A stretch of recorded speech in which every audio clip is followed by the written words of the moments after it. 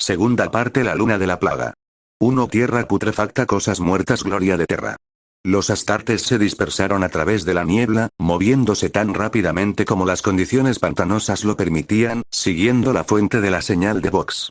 Horus iba por delante, un dios viviente marchando a través de los lodazales y pantanos malolientes de la luna de Davin, sin preocuparse por la atmósfera nociva. Despreciaba el uso del casco. Su físico sobrehumano era capaz de resistir los venenos en el aire con facilidad. 4 escuadras de astartes marchaban en formación entre la bruma, con cada miembro del Mournival, cerca de 200 guerreros cada una. Detrás de ellos venían los soldados del ejército imperial, compañía tras compañía de guerreros de camisas rojas con pistolas láser y lanzas plateadas. Cada uno de ellos estaba equipado con aparatos de recirculación de aire. Apenas se descubrió que sus constituciones mortales eran incapaces de soportar la atmósfera tóxica de la luna. Los desembarcos iniciales de blindados resultaron ser desastrosos, cuando los tanques se hundieron en el pantano y las naves de descenso se encontraron atrapadas en el lodo. Empero, las mayores máquinas de guerra fueron las que surgieron de las ondas del Mechanicum. Incluso los astartes habían detenido su avance para ver el descenso de las 3 naves monstruosas. Lentamente cayeron a través de los cielos amarillentos en desafío a la gravedad, como gigantescos monolitos primitivos. Los cascos ennegrecidos cabalgaron sobre humeantes columnas de fuego cuando sus colosales retroreactores lucharon por reducir la velocidad. Incluso con semejante desaceleración, el suelo se estremeció con la rudeza del impacto. Géiseres de agua turbia se alzaron cientos de metros en el aire junto con cegadoras nubes cuando los pantanos se convirtieron en vapor.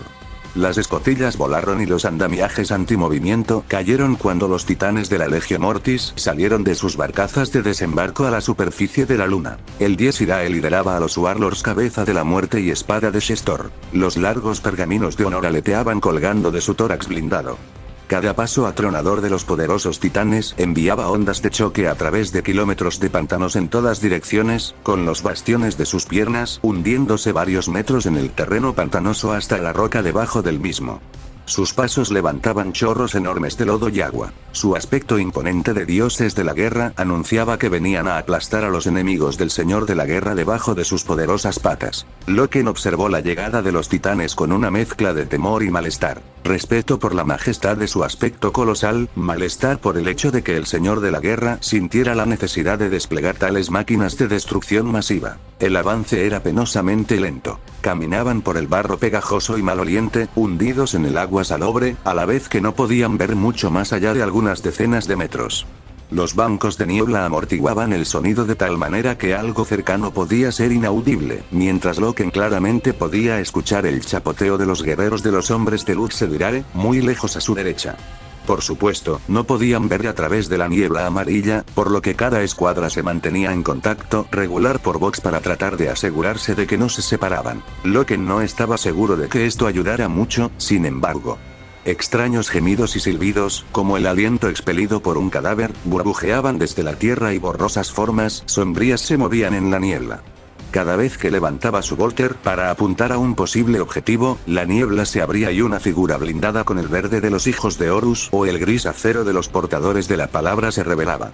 Erebus había conducido a sus guerreros a la luna de Davin en apoyo del señor de la guerra y Horus había acogido con beneplácito su presencia. La niebla se espesó a una velocidad inquietante. Poco a poco los engulló hasta que todas las figuras que Loken pudo ver fueron los guerreros de su propia compañía. Pasaron a través de un oscuro bosque de árboles sin hojas, muertos, de brillante corteza y aspecto húmedo. Loken hizo una pausa para examinar uno. Presionó su guantelete contra la superficie del árbol e hizo muecas cuando su corteza se desprendió en pedazos húmedos. Gusanos retorcidos y criaturas reptantes se retorcían dentro de la albura podrida. ¿Estos árboles?, dijo. ¿Qué pasa con ellos?, preguntó Vitus. Pensé que estaban muertos, pero no. No. Están enfermos. Podridos. Vipus se encogió de hombros y siguió adelante, y una vez más Loken fue golpeado por la certeza de que algo terrible había sucedido aquí.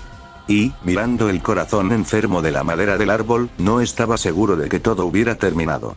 Se limpió el guantelete manchado en la pernera de la armadura y continuó detrás de Vitus. La marcha continuó extrañamente silenciosa a través de la niebla y, con la asistencia de la musculatura de sus servoarmaduras, los astartes rápidamente comenzaron a superar a los soldados del ejército imperial, que encontraban las cosas mucho más difíciles.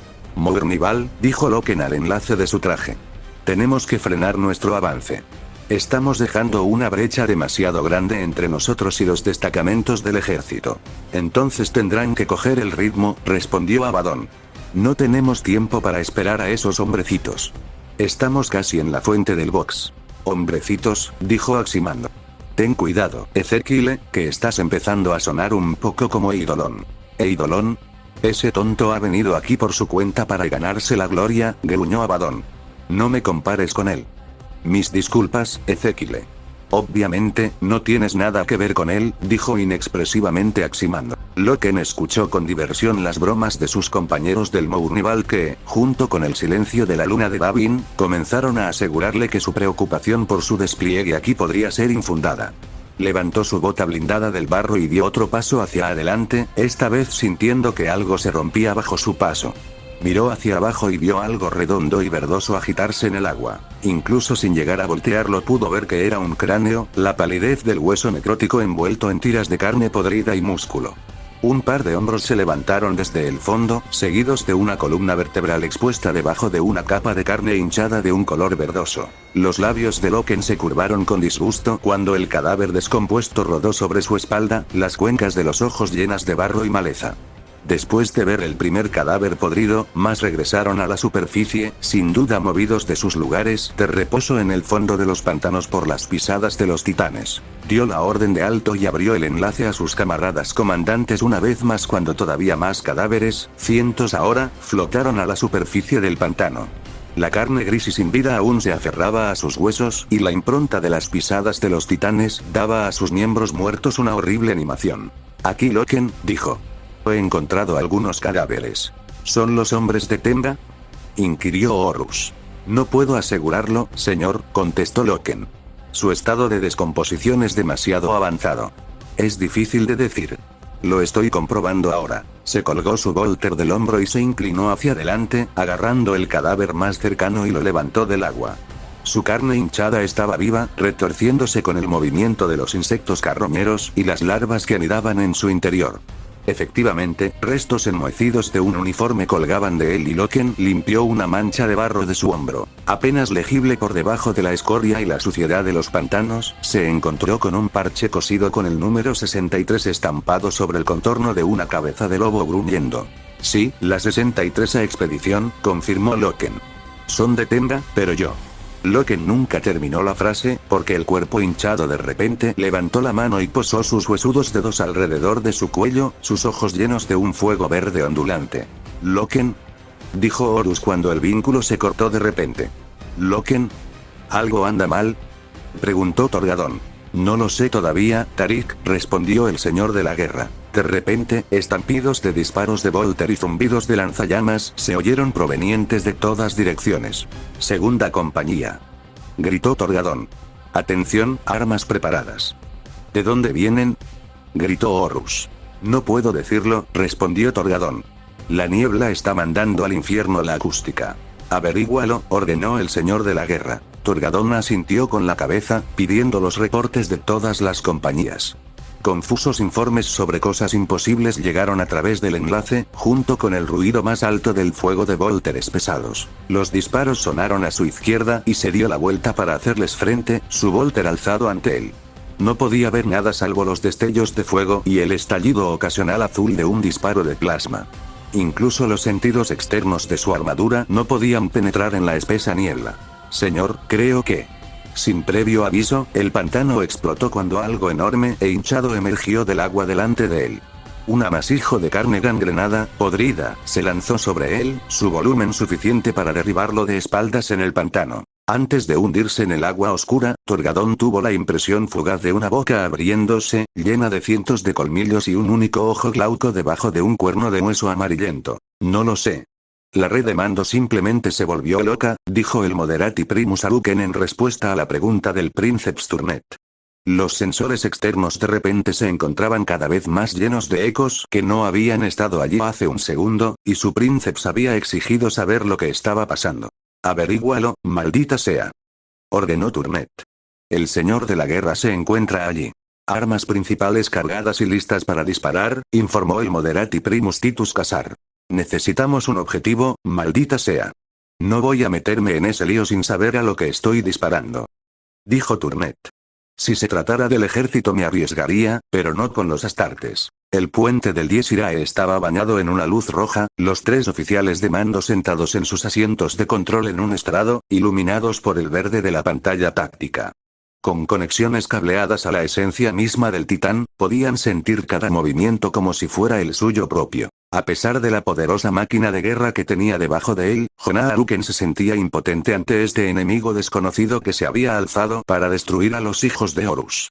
Esperando una oposición blindada y un enemigo que pudieran ver, habían sido poco más que un punto de referencia para el reagrupamiento de las fuerzas imperiales. Pese a la abrumadora superioridad del titán en potencia de fuego, era poco lo que podía hacer para ayudar a sus camaradas. «Conseguí algo», informó Casar. «Una señal entrante». «¿Qué es?» «Necesito más información, maldita sea», gritó Turnet. «Contacto aéreo. Aumenta a cada momento. Se mueve rápido y se dirige hacia nosotros. ¿Es una Stormbear?» «No, señor. Todas las Stormbears se encuentran en la zona de despliegue y no estoy captando señales de transpondedores militares». Turnet asintió con la cabeza. «Entonces es hostil. ¿Tiene una solución, Aruken?» «Recibiendo ahora, Princeps. 600 metros y acercándose», dijo Casar. «Que el dios emperador nos proteja, está viniendo hacia nosotros. Aruken. Está demasiado cerca, maldita sea, dispara abajo». «Estoy trabajando en ello, señor». «Trabaja más rápido». Las densas nieblas hacían que mirar a través del parabrisas frontal careciera de sentido. Sin embargo, había una fascinación irresistible en mirar un mundo alienígena, aunque no hubiera mucho que ver. Así, las primeras impresiones de Petronella desde la atmósfera superior fueron decepcionantes, ya que esperaba paisajes exóticos de una extrañeza alienígena inimaginable. En cambio, habían sido golpeados por los violentos vientos de la tormenta y no se podía ver nada excepto los cielos amarillos y los bancos de niebla que parecían reunirse alrededor de uno que otro parche de pantano marrón. Aunque el maestro de guerra había cortés, pero firmemente, negado su solicitud para viajar a la superficie con los guerreros de la punta de lanza, había estado segura de que había un destello de picardía en sus ojos. Tomando esto como una señal de aprobación tácita, había reunido inmediatamente a Magard y a su tripulación en la bahía de la lanzadera a fin de prepararse para el descenso a la luna. Su bote de aterrizaje dorado fue lanzado después de las naves del ejército, perdiéndose en la masa de embarcaciones de asalto que partían hacia la superficie de la luna. Incapaces de mantener el ritmo de la fuerza de invasión, se habían visto obligados a seguir los rastros de emisiones y ahora se encontraban dando vueltas en una sopa de niebla impenetrable que convertía el suelo debajo en prácticamente invisible. «Recibo algunos ecos más adelante, mi señora», dijo el primer oficial. «Creo que es la punta de lanza». «Por fin», dijo. «Mantente lo más cerca que nos permitan. Quiero salir de esta niebla para poder ver algo digno de escribir». «Sí, señora». Petronella se acomodó en su asiento mientras el bote seguía un curso angular hacia la fuente de la emisión. Irritada, alteraba la posición de su arnés de sujeción para tratar de evitar arrugar los pliegues de su vestido. Se dio por vencida y decidió que el vestido estaba más allá de cualquier arreglo, y volvió su mirada hacia el parabrisas cuando el piloto dio un grito repentino de terror. El miedo caliente bullía en sus venas cuando la niebla ante ellos se aclaró y se encontraron con un gigante mecánico enorme delante de ellos, de proporciones masivas y completamente blindado. Baluartes cerrados y torres llenaron su visión, cañones masivos y una cara terrible de hierro oscuro. «Por el trono», gritó el piloto, tirando de los controles en una desesperada maniobra evasiva cuando una luz horriblemente brillante llenó el parabrisas. El mundo de Petronella explotó en dolor y vidrios rotos cuando las armas del Dies Irae abrieron fuego contra su bote desde los cielos amarillos. Loken saltó hacia atrás por el horror y la repugnancia cuando el cadáver intentó estrangularlo con sus dedos viscosos. A pesar de ser algo tan aparentemente frágil como un cadáver descompuesto, estaba poseído de una fuerza temible y fue cayendo de rodillas debido al peso y a la potencia de la criatura. Con un pensamiento, su metabolismo se inundó con drogas de batalla y nuevas fuerzas irrumpieron en sus extremidades. agarró los brazos de su atacante y los arrancó de su tronco en un torrente de fluidos muertos y sangre corrompida. El fuego se apagó en los ojos de la cosa y se dejó caer sin vida al pantano. Se puso de pie e hizo un balance de la situación. Su formación Astarte suprimía cualquier noción de pánico o desorientación. A su alrededor, los cuerpos que había pensado hasta entonces sin vida se alzaban de las aguas oscuras y se lanzaban contra sus guerreros. Las ráfagas de Volters desgarraban trozos de carne putrefacta de sus cuerpos o arrancaban miembros de los torsos podridos, pero aún seguían llegando, desgarrando a los Astartes con sus uñas enfermas, amarillentas. Más de esas cosas aparecían a su alrededor y Loken derribó a 3 con sendos disparos, reventando cráneos o desintegrando torsos con proyectiles de masa reactiva. «Hijos de Horus, a mí», gritó.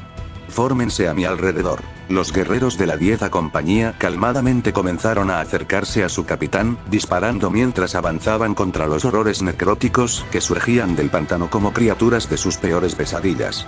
Cientos de cuerpos los rodeaban, cadáveres hinchados y abominaciones murmurantes, cada uno con un solo ojo lechoso abierto y un cuerno escabroso brotando de su frente. ¿Qué diablos eran? ¿Monstruosas criaturas llenos con el poder de reanimar la carne muerta o algo mucho peor? Espesas nubes de moscas zumbaban en torno a ellos y Loken vio caer a un Astartes, con las aberturas de su casco tapadas por una espesa masa de insectos. El guerrero se arrancó frenéticamente el casco y Loken se horrorizó al ver su carne pudriéndose con una rapidez antinatural, su piel cayendo a pedazos, revelando debajo la licuefacción de sus tejidos. Los estampidos de Volter lo centraron y volvió su atención a la batalla que se desplegaba ante él, después de vaciar cargador tras cargador en la masa vacilante de criaturas repugnantes delante de él. «Disparen a la cabeza», gritó mientras derribaba a otra de las cosas muertas, el cráneo convertido en una ruina de huesos ennegrecidos y supurante chapoteo. La marea de la batalla comenzó a cambiar a medida que más y más de los horrores cayeron definitivamente. Las cosas verdosas con el vientre grotescamente hinchado morían a raudales. A Loken le pareció ver que se disolvían en una materia hedionda apenas caían al agua del pantano. Nuevas formas se movían a través de la niebla cuando el rugido atronador de los camiones pesados llegó desde detrás de ellos, seguido por el brillante destello de una explosión en el cielo. Loken levantó la vista a tiempo de ver un bote de aterrizaje dorado emergiendo de entre el fuego de la explosión, aunque no tuvo tiempo de preguntarse qué había estado haciendo una embarcación civil en una zona de guerra, ya que más de las cosas muertas emergieron del agua. Demasiado cerca para el Volter, sacó su espada y trajo la monstruosa hoja dentada a la vida con una presión del montante de activación.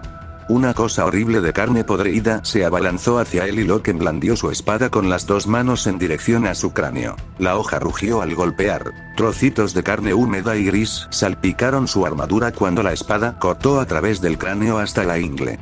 Se volvió hacia otra criatura, el fuego verde de sus ojos titilaba cuando la cortó en 2. A su alrededor, los hijos de Horus se enfrentaban con las criaturas terribles que habían sido miembros de la 63ª expedición. Manos podridas se sujetaron a su armadura por debajo del agua y Loken se sintió arrastrado hacia abajo. Rugió y cambió la dirección de la hoja de su espada y la enterró en línea recta en cráneos lascivos y cráneos podridos, pero increíblemente su fuerza era mayor y no pudo resistir su tracción. «Garby», gritó Vitus, derribando enemigos a medida que se abría paso a través del pantano hacia él. «Luke, ayúdame», gritó Vitus, agarrando el brazo extendido de Loken. Loken se aferró a la mano de su amigo cuando sintió otras manos alrededor de su pecho que lo jalaban hacia atrás.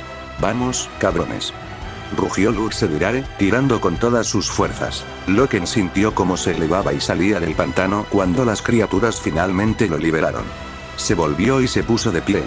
Juntos, él, Luke y Nero lucharon con ferocidad, aunque no había ninguna batalla ahora, si alguna vez lo había sido. No era nada más que el trabajo de un carnicero, que no requería destreza en el manejo de la espada, solo la fuerza bruta y la determinación de no caer. Curiosamente, Loken se acordó de Lucius, el mejor espadachín de los hijos del emperador, y de cómo habría odiado esta forma poco elegante de guerra. Loken volvió su atención a la batalla y, con Luke Sedirare y Nero Vipus en la lucha, fue capaz de ganar algo de espacio y tiempo para reorganizarse. «Gracias, Nero, Luke. Les debo una», dijo en un momento de calma en el combate. Los hijos de Horus recargaban sus bolters y limpiaban los trozos de carne muerta de sus espadas. Estallidos esporádicos de disparos aún sonaban desde el pantano y destellos estroboscópicos encendían la niebla como luciérnagas. Más a su izquierda, Loken vio una pira ardiente donde el bote había caído. Sus llamas actuaban como un faro en medio de la oscura niebla. No hay problema, Garvey, dijo Sedirae y Loken supo que estaba sonriendo bajo el casco. Apuesto a que podrás hacer lo mismo por mí antes de que estemos fuera de esta mierda de tormenta. Probablemente tengas razón, pero no perdamos la esperanza. ¿Cuál es el plan, Garvey?, preguntó Vitus. Loken levantó la mano para pedir silencio mientras intentaba hacer contacto con sus hermanos del Mournival y con el Señor de la Guerra una vez más. Estática y gritos desesperados llenaban el box, voces aterradas de soldados del ejército y las condenadas voces gorgoteantes que decían: «Bendito sea Nurlet». Una y otra vez. Entonces, una voz tronó en todos los canales y Loken casi gritó de alivio al escucharla. «A todos los hijos de Horus, este es el Señor de la Guerra. Converjan en esta señal. Adelante, hacia el fuego». El sonido de la voz del Señor de la Guerra llenó de energía los miembros cansados y los corazones de los astartes, y se retiraron en orden hacia la columna de fuego procedente del bote derribado que habían visto antes. Loken mataba con una precisión metódica. Cada disparo eliminaba a un oponente. Comenzó a sentir que por fin le habían cogido el ritmo a este enemigo grotesco. Sea lo que fuera que daba energía a estas criaturas de pesadilla, era claramente incapaz de otorgarles mucho más que las funciones motoras básicas y una hostilidad sin tregua. La armadura de Loken estaba cubierta de estrías profundas y deseaba saber cuántos hombres había perdido ante el hambre repugnante de las cosas muertas. Prometió que este Nurlet pagaría un alto precio por cada una de sus muertes. Ella apenas podía respirar. Su pecho se hinchaba abruptamente cuando aspiraba grandes bocanadas del respirador que Magard estaba empujando contra su cara. Los ojos le ardían a Petronella, lágrimas de dolor corrían por sus mejillas mientras ella trataba de sentarse. Lo único que recordaba era un ruido furioso y una luz brillante, un chirrido metálico y un crujido de huesos cuando el bote se estrelló y se rompió en pedazos. La sangre llenaba sus sentidos y sentía un dolor insoportable por todo su lado izquierdo. Las llamas saltaban a su alrededor y su visión estaba borrosa debido a la atmósfera y al humo. ¿Qué pasó?, logró articular, con la voz ahogada por la boquilla del respirador. Magard no contestó, pero luego recordó que él no podía, y torció la cabeza para obtener una mejor apreciación de su situación actual. Cuerpos rotos revestidos con su librea llenaban la tierra, los pilotos y la tripulación de vuelo de su bote, y una gran cantidad de sangre cubría los restos. Incluso a través del respirador podía olerla. Bancos de neblina nauseabunda los rodeaban, aunque el calor de las llamas parecía aclararla un poco en su proximidad. Formas vacilantes los rodeaban y el alivio la inundó cuando se dio cuenta de que pronto sería rescatada. Magard giró, sacando su espada y la pistola, y Petronella intentó gritarle que debía retirarse, que se trataba de sus salvadores. Entonces surgió la primera forma de entre el humo, y ella gritó cuando vio la carne enferma y las entrañas podridas colgando de su vientre abierto. No obstante, no era la peor de las cosas que se aproximaban. Un desfile de cadáveres con la carne hinchada, cuerpos rotos y putrefactos, chapoteaba entre el barro y los escombros dirigiéndose hacia ellos, las manos con las garras extendidas. El fuego verde en sus ojos hablaba de un apetito monstruoso, y Petronella sintió un terror desgarrador, mayor que cualquier cosa que hubiera conocido. Solo Magard se interponía entre ella y los cuerpos putrefactos, pero era tan solo un hombre. Ella lo había visto entrenar en los gimnasios de Kairos muchas veces, pero nunca lo había visto sacar sus armas en combate. La pistola de Magard ladró y cada disparo impactó en uno de los horrores, que cayeron a sus pies con limpios agujeros perforados en sus frentes. Disparó hasta que su pistola estuvo vacía y, a continuación, la enfundó y sacó un largo puñal de hoja triangular. A medida que la horda se acercaba, su guardaespaldas atacó. Saltó, aterrizando sobre el cadáver más cercano, y un cuello se quebró debajo del tacón de la bota. Magard giró al aterrizar. Su espada decapitó a un par de los monstruos, y el puñal rasgó la garganta de otro.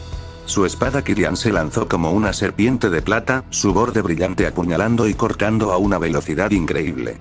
Lo que fuera que tocaba, al instante caía al suelo fangoso como un servidor con su oblea doctrinaria arrancada. Su cuerpo estaba siempre en movimiento, saltando, girando y esquivando las garras de sus atacantes enfermos. No había ningún patrón en su ataque, simplemente un montón de cosas muertas que buscaban rodearlo. Magart luchaba como nada que ella hubiera visto en su vida. Sus músculos incrementados se movían a velocidad asombrosa mientras cortaba a sus enemigos con movimientos rápidos y letales. No importaba a cuántos matara, siempre había más criaturas y continuamente lo obligaban a retroceder un paso a la vez. La horda comenzó a rodearlos y Petronella vio que Magart comprendía que no podría contenerlos a todos. Se tambaleó hacia ella, sangrando por una veintena de heridas menores. Su carne se empollaba y licuaba en torno a los cortes y había una palidez poco saludable en su piel, a pesar del equipo respirador. Ella apenas podía respirar. Su pecho se hinchaba abruptamente cuando aspiraba grandes bocanadas del respirador que Magart presionaba contra su rostro.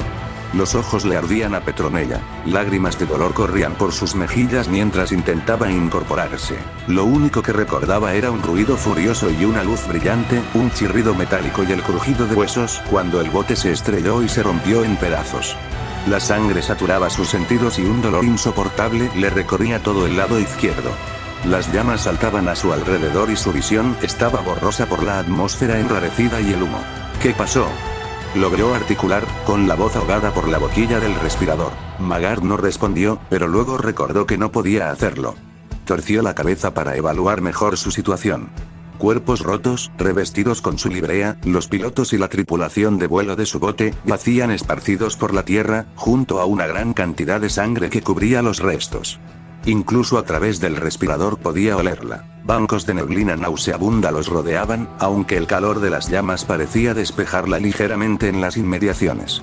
Formas vacilantes se movían entre el humo, y el alivio la inundó al pensar que pronto serían rescatados. Magart giró, desenvainando su espada y sacando la pistola.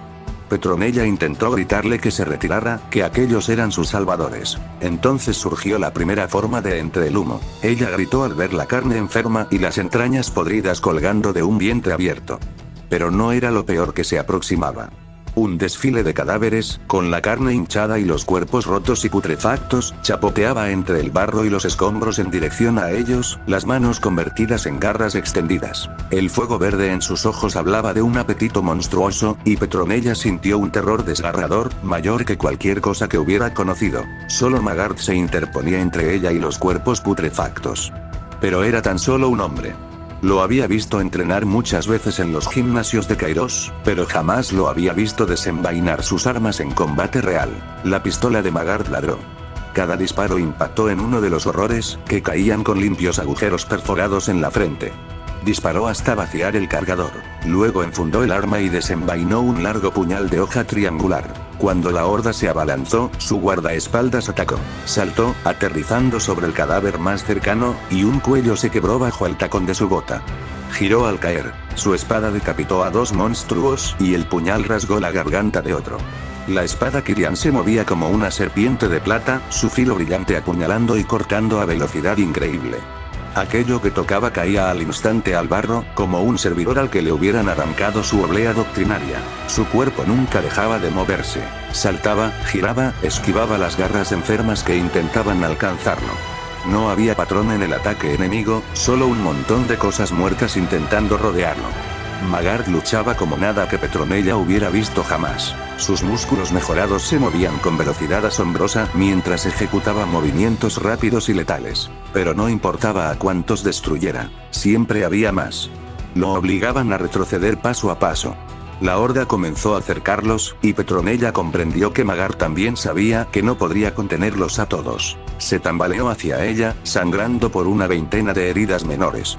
La carne alrededor de los cortes se ampollaba y parecía licuarse, y una palidez enfermiza se extendía por su piel pese al respirador. Petronella lloró amargamente al ver cómo los monstruos se acercaban, las mandíbulas abiertas para devorar su carne, las garras listas para arrancar su piel y darse un festín con sus entrañas. No era así como debía terminar.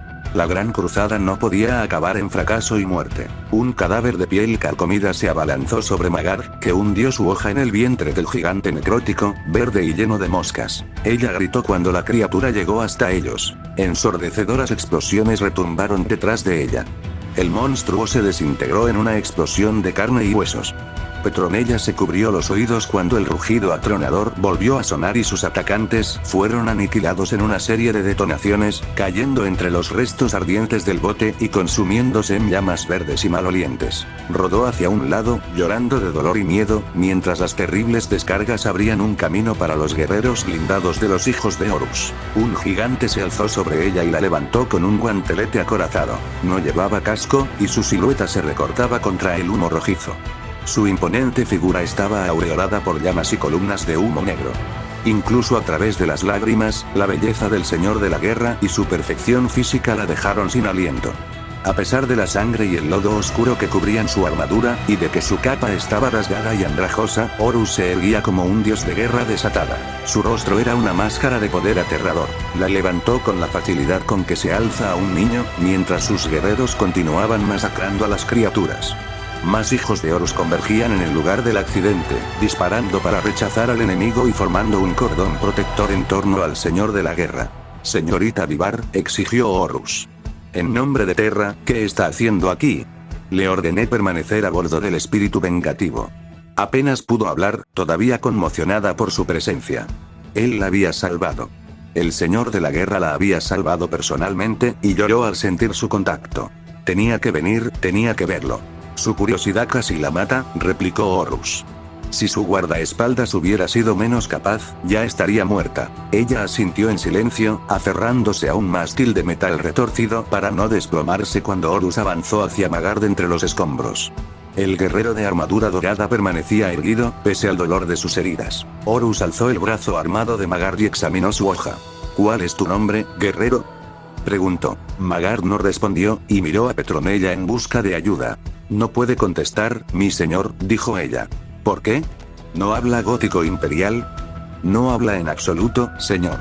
A los acompañantes de la casa Carpinus les extirpan las cuerdas vocales. ¿Por qué hacen eso? Es un sirviente de la casa Carpinus. Un guardaespaldas no puede hablar en presencia de su señora. Horus frunció el ceño, claramente en desacuerdo. Entonces usted me dirá su nombre. Se llama Magard, señor. ¿Y esta hoja que empuña? ¿Cómo es que el más leve toque de su filo mata a estas criaturas? Es una espada Kirlian, forjada en la antigua Terra. Se dice que puede romper la conexión entre el alma y el cuerpo, aunque nunca la había visto usarse hasta hoy. Sea lo que sea, dijo Horus, creo que le salvó la vida, señorita Vivar. Ella asintió cuando el señor de la guerra volvió a mirar a Magard e hizo la señal de la águila. Luchaste con gran coraje, Magard. Siéntete orgulloso de lo que hiciste hoy. Magard asintió y cayó de rodillas, con lágrimas en los ojos por el honor recibido. Horus se inclinó y posó la palma sobre su hombro. Levántate, Magard. Has demostrado ser un guerrero, y ningún guerrero de tal valor se arrodillará ante mí. Magard se puso en pie. Con suavidad, giró su espada y ofreció la empuñadura al señor de la guerra. El cielo amarillo se reflejó fríamente en los ojos dorados de Horus, y Petronella se estremeció al ver la renovada devoción en la postura de su guardaespaldas. Una expresión de fe y orgullo tan intensa que la aterraba. El significado de su gesto era claro. Estoy a tus órdenes. Una vez reunidos, los astartes evaluaron su situación. Las 4 falanges se habían desplegado alrededor del lugar del accidente y, por el momento, el ataque de las cosas muertas había cesado. La punta de lanza había sido detenida, pero seguía siendo una fuerza de combate formidable, más que capaz de destruir lo que quedaba de la insignificante fuerza de Temba. Sedirae ofreció a sus hombres para asegurar el perímetro y Loken aceptó, sabiendo que Lucius ansiaba la batalla y deseaba brillar ante el señor de la guerra. Vipus reorganizó las partidas de exploración y Verulam Moi estableció posiciones de fuego para sus devastadores. Loken sintió un profundo alivio al comprobar que los 4 miembros del Mournival habían sobrevivido al combate, aunque Torgadón y Abaddon habían perdido sus cascos en el fragor de la lucha. La armadura de Aximander estaba desgarrada y una mancha de rojo, sorprendentemente brillante contra el verde de su armadura, tenía su muslo. ¿Estás bien?, preguntó Torgadón, cuya armadura estaba manchada y ampollada, como si ácido hubiera corroído sus placas. Apenas, admitió Loken. ¿Y tú? Sí, aunque una de esas cosas me tuvo cerca del final, respondió Torgadón. El bastardo me arrastró bajo el agua y casi me ahoga. Me rompió el casco y debo de haber tragado más de un cubo de esa agua de pantano. Tuve que destriparlo con el cuchillo de combate. muy sucio. El cuerpo genéticamente mejorado de Torgadón no corría peligro por ingerir aquella agua, sin importar las toxinas que contuviera. Sin embargo, resultaba inquietante que incluso un guerrero como él hubiera estado a punto de ser superado. Abaddon y Aximan relataron encuentros similares, y Loken deseó que la lucha terminara pronto. Cuanto más se prolongara la misión, más le recordaría el desastroso primer ataque de Eidolon en Murder. Cuando las comunicaciones se restablecieron, supieron que los genízaros bizantinos habían sufrido graves pérdidas en el asalto al pantano y se habían atrincherado en posiciones defensivas. Ni siquiera las electroguadañas de sus maestros de disciplina habían logrado forzarlos a avanzar. El enemigo había desaparecido de nuevo en la niebla, pero nadie sabía con certeza a dónde se habían retirado las criaturas. Los titanes de la Legio Mortis se alzaban sobre los Astartes. El Dies Irae, por su sola inmensidad, infundía una sensación de poder imperturbable entre los guerreros reunidos. Se encontraron con Erebus en el camino.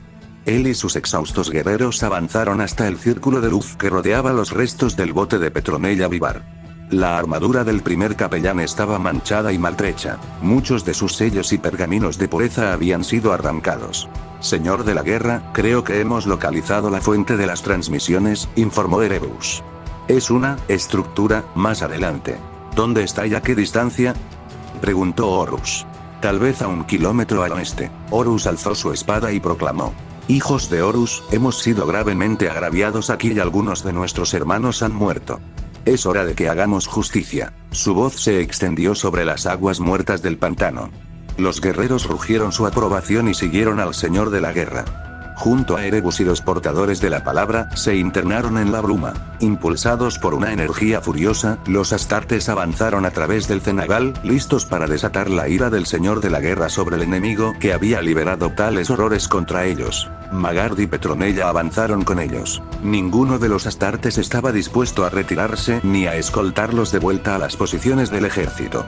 Los boticarios de la legión atendían sus heridas y los ayudaban a superar lo peor del terreno. Finalmente, la neblina comenzó a disiparse. Loken distinguió las figuras de los Astartes más adelantados entre los jirones de bruma. A cada paso, el suelo se volvía más firme bajo sus botas. Cuando Erebus encabezó la marcha, la niebla se volvió más tenue todavía. Y entonces, como si cruzaran el umbral entre dos estancias, salieron de ella. A sus espaldas, los bancos de niebla giraban en espiral, como una cortina teatral a punto de revelar un terrible secreto. Ante ellos se alzaba la fuente de la transmisión Vox, emergiendo de la llanura fangosa como una montaña colosal de hierro. El buque insignia de Eugantemba, la gloria de Terra.